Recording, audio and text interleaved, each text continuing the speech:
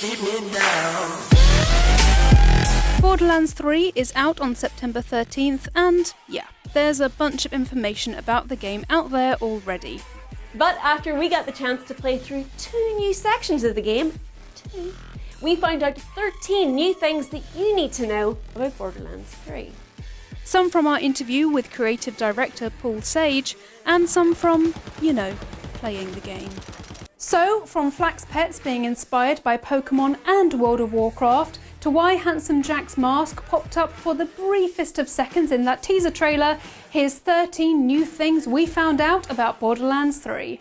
Just a quick heads up, the last point about how Troy got his robotic arm is a bit of a story spoiler, so if you want to save the surprises for the full game, don't worry, we've put up a spoiler warning for you so you'll have time to stop the video. Anyway, let's begin.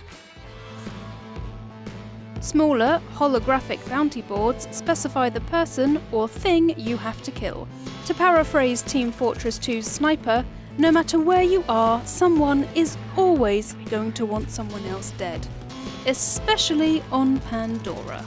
Now the process through which you'll know who wants who dead has been streamlined, as there are bounty boards dotted around the world that project holograms of the person, animal, or otherwise sentient being that needs to be shot.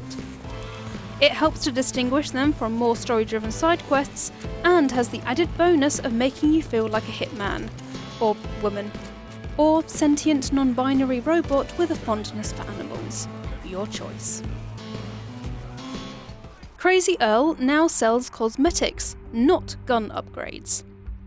He's still staying resolutely in his chained-up vault, and yes, he still thirsts for iridium, but Crazy Earl isn't dishing out ammo upgrades this time around. Now he's your go-to guy for anything to do with cosmetics. Behind that door is a warehouse full of heads, skins, emotes, room decorations, gun charms, and more. But to get any of them, you'll have to stock up on iridium. Earl also has vending machines now. Expanding his business. What a pro. So from there, you'll be able to buy weapons and other bits and bobs. Hey, giving Marcus a little competition is no bad thing. Just make sure you stay in the vault, Earl, as Marcus has some ruthless strategies for dealing with his competitors. You can see what the different combinations on Moxies slot machines get you in advance. You can still spend minutes. Yeah, minutes. Because I know none of you out there spent hours on those slot machines. Did you? Playing slots at Moxie's bar and waving goodbye to your blood-stained cash, but the mysterious inner workings of the slot machines are more transparent now.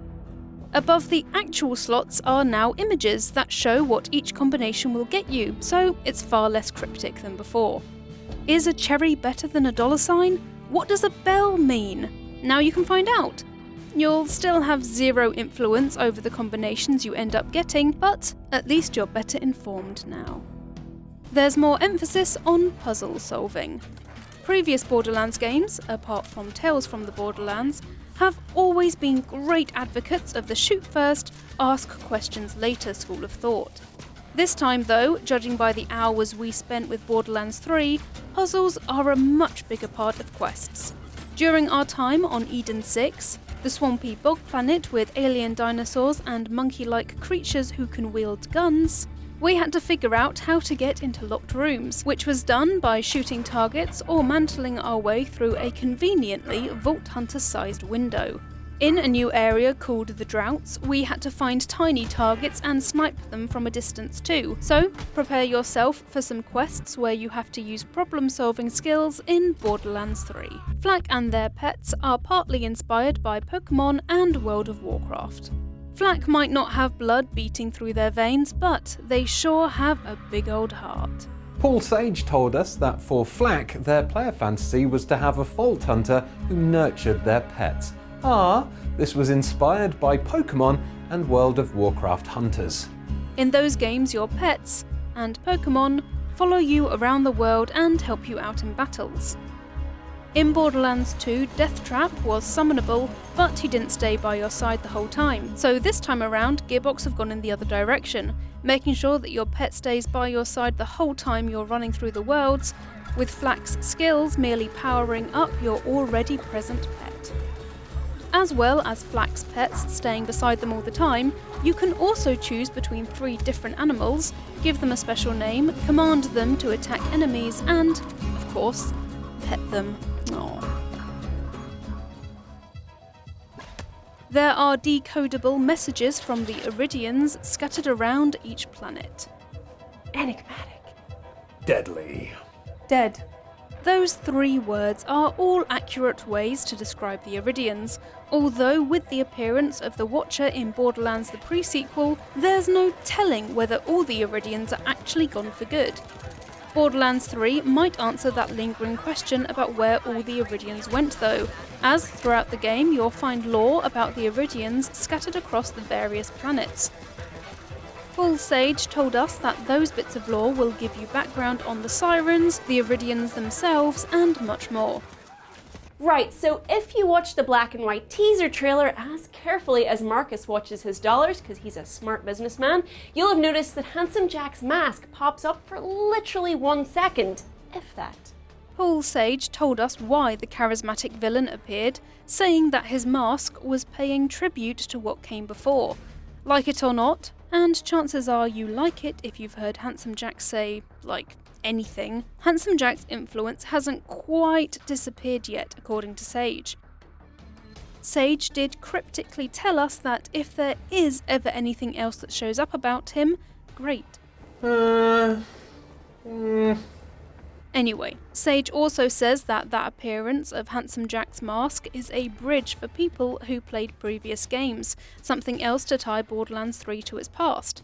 But keep an eye out for Handsome Jack in Borderlands 3 because something tells me we haven't heard the last of him yet. You can now buy gun upgrades from Marcus. Crazy Earl has ditched the gun ammo upgrades he previously had, and Marcus has snapped them up. What a surprise. You can now beef up your ammo supply at his shop in Sanctuary. And instead of costing Iridium, each ammo upgrade now costs cold, hard cash. Prices start at $1,000, and hopefully you can see how many more upgrade stages there are until you're carrying as much ammo as is physically possible. Admittedly, it makes more sense for Marcus to be the one selling ammo upgrades, as the more ammo upgrades you buy, the more ammo you buy, which lines Marcus's substantial pockets even more. I'll give him this, he is one canny businessman. Watch out for Ratchets. Seriously. Ratchets are the new rat-insect hybrid enemies that you are going to love to hate. Or just straight up hate. They're small, squishy, have the tendency to swarm you in moderately large numbers, and also eat their dead kin. No joke. Kill Ratchets attacking you, and if you don't act quickly enough, the Ratchets left alive will start to eat the dead bodies, which gives them a whole extra health bar. Rude and cannibalistic. We think the only way you could stop this is if you disintegrated the Ratchet bodies into dust with elemental damage like corrosive or fire. Mind you, we haven't tested that out yet. Oh, and Ratchets also really like to hide in fridges. Fun. So fun. You can switch between missions using the D-pad to save you going into your quest log. This small tweak will save you whole seconds when you're playing Borderlands 3. Pressing left or right on the D-pad switches between the quests in your log, so you don't have to faff around selecting the right one by bringing out your echo. Which saves seconds! Seconds, I tell you! Plus, as new quests you discover tend to be automatically set as your current quest, it's mighty useful to get your priorities straight quickly when you're in the middle of a gunfight. Multiple vaults are a big part of the main quest, and each vault has a boss to defeat. Paul Sage told us that vaults aren't side quests. Oh no. They're a massive part of the main quest, and each one has a boss to defeat, which kind of makes them sound a little bit like a raid. You'll have to beat the Calypso twins to each one too. At the moment, it's not clear whether that's going to be a race against time challenge to beat their forces there. hopefully not, because timed quests are stressful as hell, but you can probably bet that you'll have to kill their followers at each vault. Maybe the boss fight has 2 parts, where you have to fight the Calypso twins and then fight the vault boss. Or fight the vault boss while you're fighting the Calypso twins? It sounds mad, sure, but that is literally what we had to do in one of the quests on Eden 6. Badass ranks have been replaced by Guardian ranks. In previous Borderlands games, Badass ranks kept track of the challenges you completed. They've been replaced with Guardian ranks, which are only accessible after you've completed the main storyline. It looks like you also have an extra 3 different skill trees to choose from: Enforcer, Survivor, and Hunter. Each one has specific ability improvements associated with it.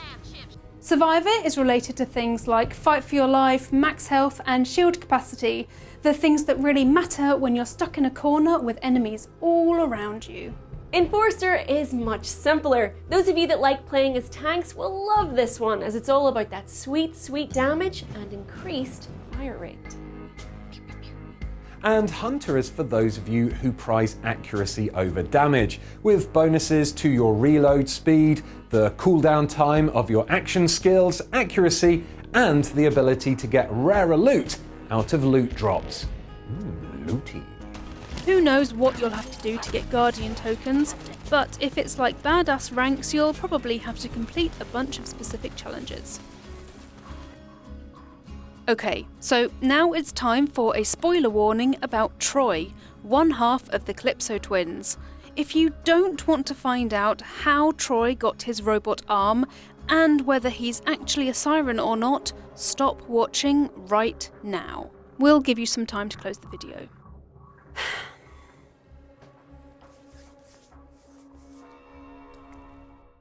So, here goes.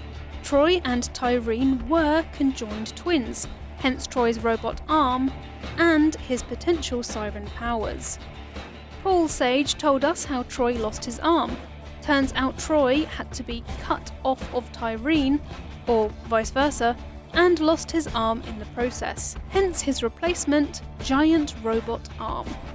But if the Calypso twins were born conjoined, what does that mean for their siren powers? This scene seems to imply that Troy's potential siren powers and his life are dependent on Tyreen's ability to leech life from others.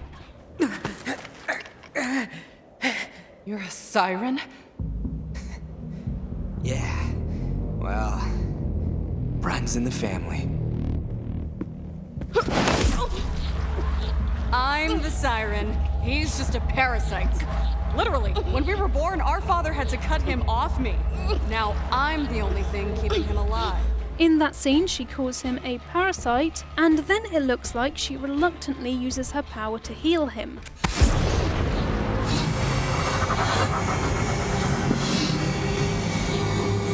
Does she sap life from people in order to keep him alive in some way? Does Troy have his own siren powers? Can he use Lilith's stolen siren powers too? We'll just have to wait and see.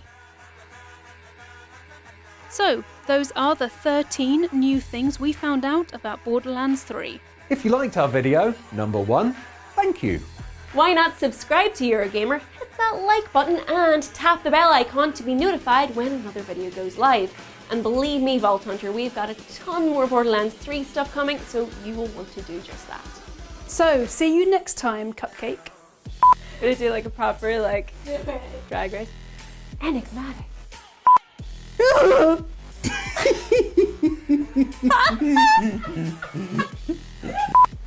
Deadly. It's my blue steel.